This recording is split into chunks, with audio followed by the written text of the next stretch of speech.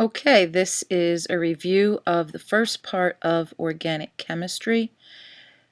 It will cover the characteristics of organic compounds, naming and writing branched hydrocarbons, and various functional groups from Table R. This will be for the first half of the exam. The second half of the exam will concentrate on the organic reactions, which we will cover toward the end of this week.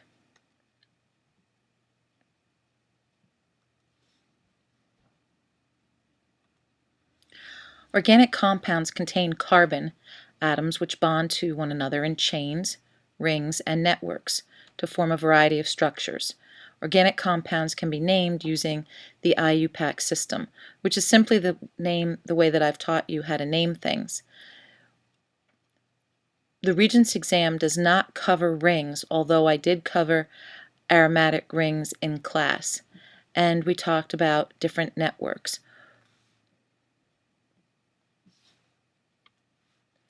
Hydrocarbons are compounds that contain only carbon and hydrogen, and those are what is found in Table Q, the homologous series of hydrocarbons, your alkanes, your alkenes, and your alkynes. Remember that alkanes are saturated, meaning they only contain single bonds. Alkenes and alkynes are unsaturated because they contain at least one multiple carbon-to-carbon bond, either a double bond or a triple bond. So, as I was saying, alkanes have only single bonds. Their name ends in ane. They have the general formula CnH2n plus 2. So really what you need to remember is that their hydrogens are double their carbons plus 2. Unsaturated hydrocarbons contain at least a double or triple bond. First we have our alkenes, which contain at least one double bond. They end in ene and they have the general formula CnH2n, meaning that their hydrogens are double their carbons. Alkynes contain at least one triple bond. Their name ends in yne, meaning their hydrogens are double their carbons minus 2. N stands for the number of carbons. This does not have to be memorized. All of these can be found in Table Q. The only thing that does have to be memorized is the difference between saturated and unsaturated. Which element has atoms that can form single, double, and triple covalent bonds with other atoms of the same element? Well, hopefully you said carbon, because that's what this unit is about. Organic chemistry. Anything that's organic was once living and contains carbon. Table P gives you the prefixes for the first 10 hydrocarbons in a homologous series. Again, you don't have to memorize these. Just simply look them up. However many carbons you have, or if you have the prefix, look up the prefix and it'll tell you how many carbons. Here's an example of the prefix meth, and you have methane, which is CH4. Your carbon is 1 times 2. If you go down here to bute, let's take a look at butene. Bute means 4 carbons, and it ends in ene, so it fits the general formula CnH2n, meaning the hydrogens should be double the carbons, and they are. So as you can see, as long as you know whether you're dealing with an alkane, alkene, or alkyne, you can always figure out what the formula of the compound is. Which hydrocarbon is saturated? Remember, saturated means that I'm looking for all single bonds, and it has to be an alkane. So that would be 4. A structural formula shows the way the atoms are arranged. Each line represents a covalent bond, or a shared pair of electrons. So each line actually represents 2 electrons. A structural formula shows the way atoms are arranged. Here we have propene, contains a double bond, and we have ethine with a triple bond. The double bond makes this hydrocarbon an alkene. I have 2 pairs of shared electrons, or 4 electrons. Here, the triple bond makes it an alkyne. I have 3 pairs of electrons, or 6 electrons. The empirical formula of a compound is CH2. Which molecular formula is correctly paired with a structural formula for this compound? We'll recall that the empirical formula is the most reduced formula, and the molecular formula is a multiple of that. So here's C2H4, and here I have C2H4. Problem with this top one is that each carbon does not have 4 bonds. The second one is C2H4. This is C2H4. This one is correct. Here I have C3H8, and I have C3H8. Here I have C3H8, and this is not correct because the first carbon and the second carbon both have 5 bonds. So 2 and 3 are correct figures, but now we have to see which one answers the question. It has to be a multiple of CH2. So if I take CH2 and double it, I'd get C2H4. So that would be choice 2. I'm never going to get C3H8 because if I have C3, then 3 times 2 is 6. I would have C3H6. Chains of carbons can be branched. A carbon group connected to a chain is called an alkyl group. The name of the alkyl group uses the prefix for the number of carbons and then the ending YL. We've been working closely with methyl and ethyl. I did talk to you about propyl, but we really don't see them on the exam. Carbon always has 4 bonds because it has 4 valence electrons. Therefore, it wants to be stable, happy, content, so if it gets 4 more. It can do this by 4 single bonds, a double and 2 singles, or a triple and 1 single. Please recall that hydrogen only forms 1 bond. Oxygen wants to form 2 because it has 6 valence electrons. It needs 2 bonds to be happy, stable, content. It can do that by 2 single bonds or 1 double bond. And nitrogen always has 3 bonds. It can do that by forming 3 single bonds, or it could form 1 triple bond. Which structural formula is incorrect? Well, chances are if they're asking you if something's incorrect, something doesn't have the proper number of bonds. Well, this is chloromethane. This is correct. This is methanoic acid. This is correct. This is ethene. This is correct. Here our second carbon has 5 bonds. That is not correct. When naming hydrocarbons with alkyl groups, find the longest continuous chain of carbons. This is the backbone or the parent chain. Find the name of the alkyl group attached to the parent chain, and then name the alkyl group, and then name the parent chain. You're going to number from left to right or right to left so that the branched group gets the lowest number. So I can number 1, 2, 3, 4, 5, 6. That's my longest chain. It's going to be hexane. And then if I number from left to right, 1, 2, 3, my methyl group has the number 3. If I number from right to left, 1, 2, 3, 4, methyl has the number 4. So we want to number from left to right. So this is 3-methylhexane. Here the longest chain starts at the top, goes down, and to the right. This is called a bent chain, and you can do that. It's still the longest chain. So this also is 3-methylhexane.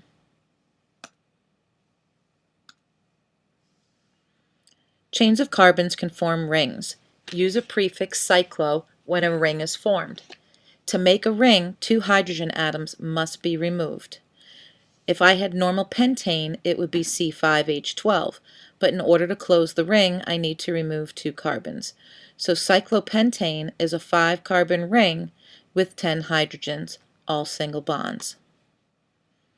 Organic acids, alcohols, esters, aldehydes, ketones, ethers, halides, amines, amides, and amino acids are all categories of organic molecules that differ in their structures.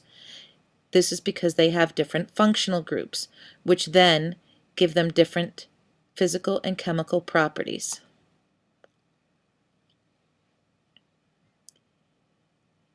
This is part of them, the halides, alcohols, ethers, and aldehydes. Let's recall that a halide is very similar to a branched hydrocarbon in the sense that the fluorine, chlorine, bromine, or iodine kind of attaches to the parent chain the way a methyl group does. You simply give the location by using a number, naming the functional group, and then the parent chain. Alcohols have an OH functional group, and they end in OL. Ethers have an O in the middle of their chain. You name the left side of the chain, the right side of the chain, and then add the word ether.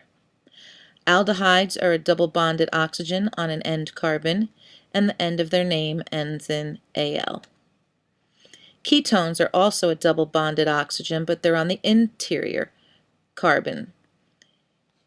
You have to use a number and then name the parent chain, ending the compound in ONE.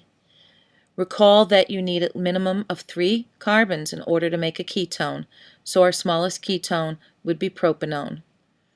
Organic acids have a COOH ending. You don't need a number because it's always on the terminal carbon. Esters are formed from the reaction of an organic acid and an alcohol. They have a COO ending, COO functional group. Remember that the end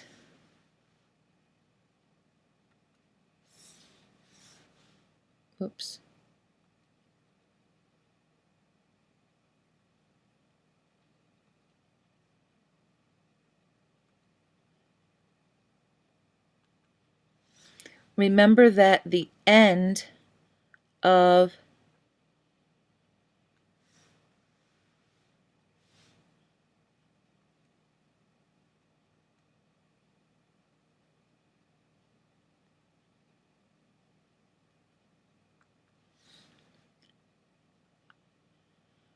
Remember that the end of the name, the drawing, comes from the first part of the name.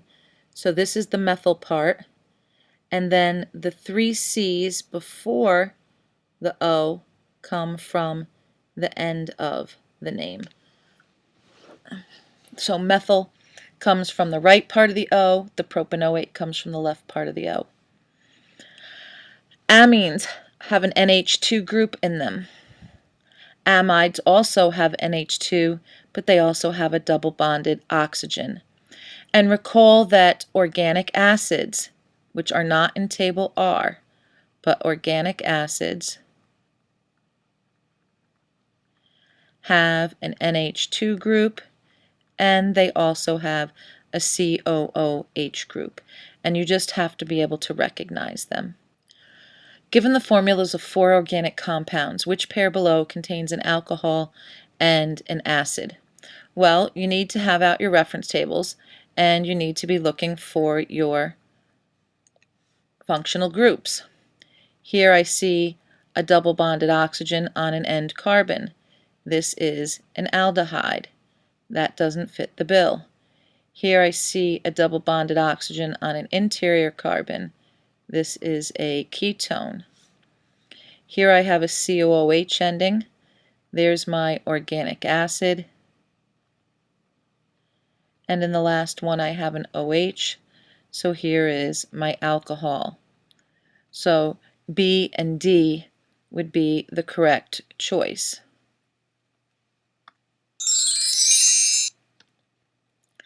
Halocarbons have a halogen, FCl, in the place of a hydrogen. Name the halogen first, fluoro, chloro, bromo, iodo, and then name the alkane. Make sure that you use a number to give the location. If there are more than 2 carbons in the chain, as I said, use a number to where the functional group is attached. If you have more than 1 of the same halocarbon, make sure to use di or tri in your name as well. So I have 1, 2, 3. I would number this from right to left so that the chlorine gets the lowest number. So this is 1 chloro, 3 C's is prop, all single bonds, ends in A and E, 1 chloropropane. Here I'm going to number from left to right, 1, 2, so the bromine gets the lowest number, 2 bromo, 4 carbons is but, all single bonds gives me ane, 2 bromopropane. Alcohols have the hydroxyl group, OH ending. The prefix is the number of carbons in the longest chain. Name the alkane, drop the letter E, and add OL.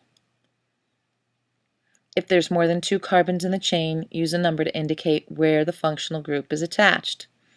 So numbering from left to right, this would give us 1, 2, 3. Numbering from right to left, it would give us a number 1. So this is 1, 3 carbons is prop, and the ending is OL, so 1 propanol. Here the OH is on the middle carbon. Here the OH is on the middle carbon, so I need to say where it is, so it's 2 propanol. Which compound is an alcohol? Alcohols, according to Table R, end in OL, which would make it choice 4.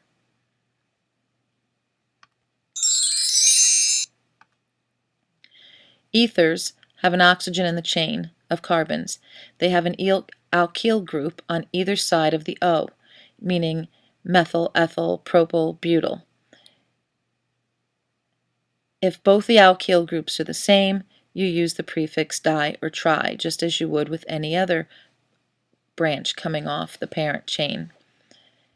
If they are not, you're supposed to name them alphabetically. So here I have a methyl group on the right and an ethyl group on the left. So methyl ethyl ether, but it really should be ethyl methyl ether because E comes before M in the alphabet. Here I have 2 methyl groups, so it's simply dimethyl ether. The other one that the Regents likes to put on there is diethyl ether, which would just be 2 C's on either side. Aldehydes have a double bonded oxygen on the last carbon in the chain. Name the alkane, drop the E, and add Al. You don't need a number to state the location of the functional group for aldehydes because it's always on the terminal carbon. Count the C's, 3. Propane, drop the E, propanal. This one is methanal.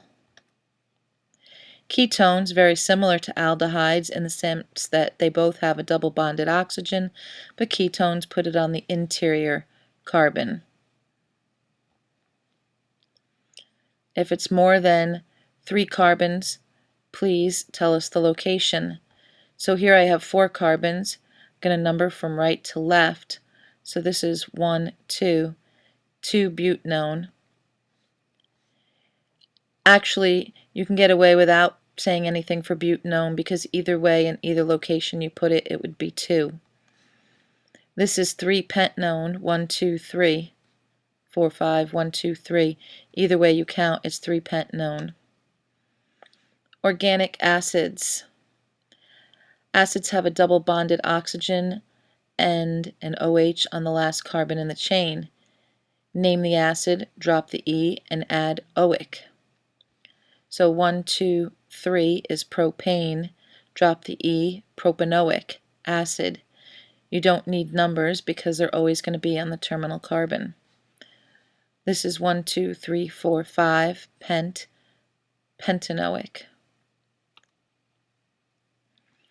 This is OH and not HO. The carbon is bonded to the oxygen. So it's on the left side of the molecule. It's written backwards because the O has to form 2 bonds. We can't write OH because that would mean that the hydrogen would be bonded twice, and hydrogens only form 1 bonds. Amines have a nitrogen bonded to the carbon chain. The nitrogen may have 2, 1, or no hydrogen atoms bonded to it. You name the alkane, drop the E, and add amine.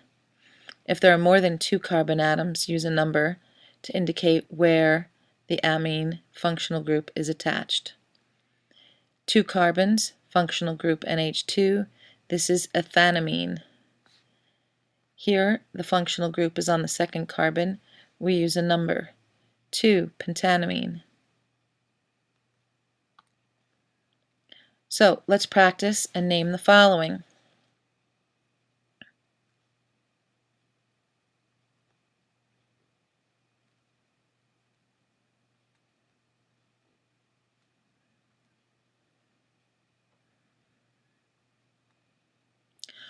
One thing I noticed right off the bat is my COOH ending, which tells me that it's an organic acid. I have 2 carbons, so it's going to be ethan, drop the E, oic acid, ethanoic acid. Here I have an NH2 group, so it tells me it's an amine, and it's on the terminal carbon. 3 carbons is prop, so propan amine. Here I have a double bonded oxygen on an end carbon. It tells me it's an aldehyde, so I've got 2 carbons, so ethan, drop the E, Al, tells me it's an aldehyde. Here I simply have a double bond in the middle of a hydrocarbon. This tells me that it's an alkene.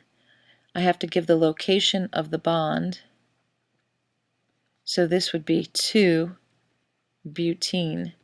meaning that the double bonded oxygen was on the second carbon. Here I have a double bonded oxygen in the middle of a chain. This tells me it's a ketone. I'm going to number 1, 2, 3, 4, 5, 6. So on the third carbon, this is 3-hexanone. And my last one over here, an OH group, tells me it's an alcohol. 1, 2, 3, 4, 5. It's on the second carbon. 2-pentanol.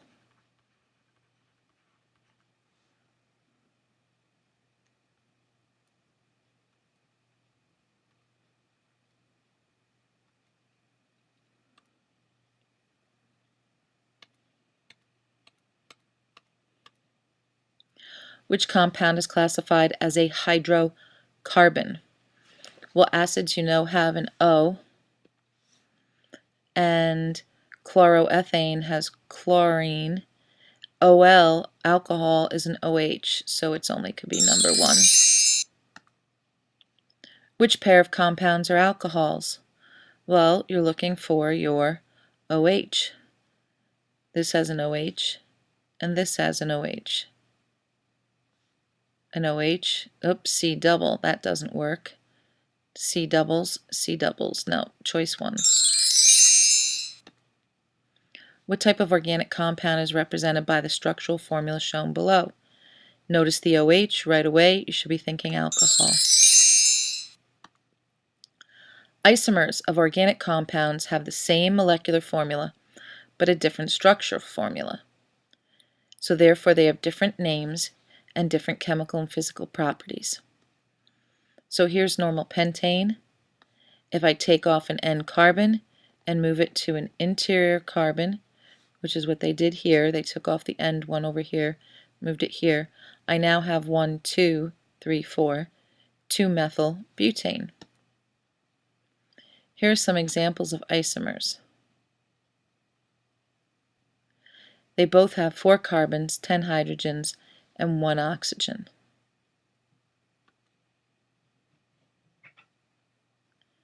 Here we have 3 carbons, 6 hydrogens, and 1 oxygen.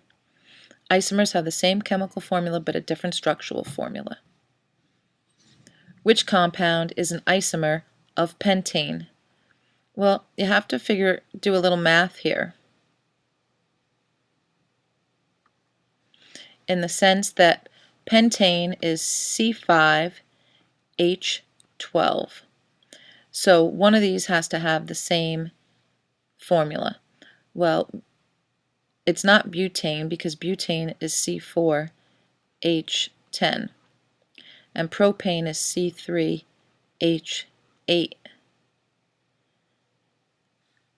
Let's take butane, right? C4H10, and now you have a methyl group with that. So that really gives us C5H12. That's your answer. Methyl was CH3.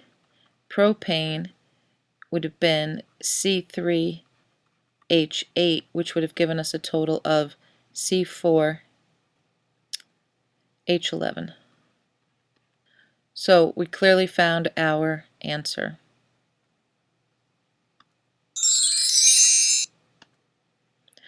Which formula is an isomer of butane?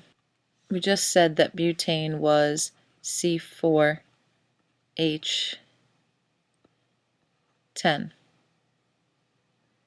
So we need something else that's going to fit that.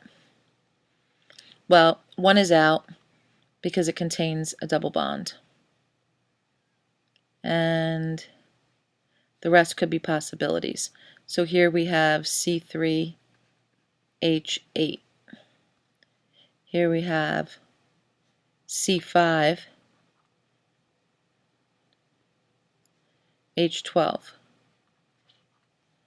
And in the last one we have C4H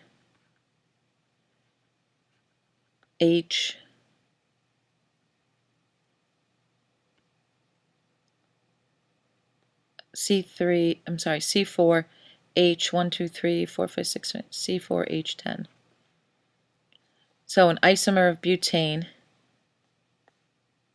C4H10, would be choice 4, because they have to have the same molecular formula but a different structural formula. Given the structural formula for butane, draw the structural isomer of butane.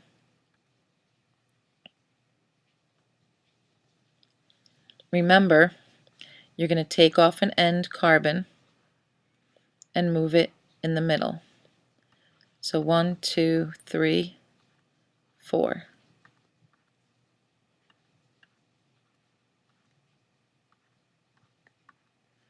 There you go.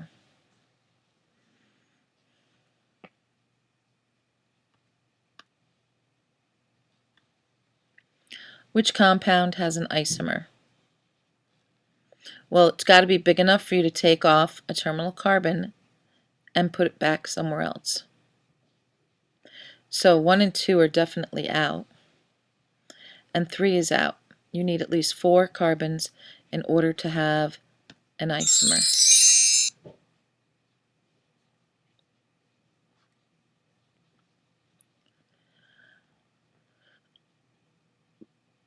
Unsaturated organic compounds contain at least one double or triple bond. Alkenes and alkynes are unsaturated. By breaking the multiple bonds in alkenes and alkynes, more hydrogen atoms can be added. Alkanes are saturated. They do not have any multiple bonds, therefore they already have as much as they can possibly hold. In saturated hydrocarbons, carbon atoms are bonded to each other by single covalent bonds. Okay, so this concludes the first part of the organic unit. The second part we will review after we've covered organic reactions.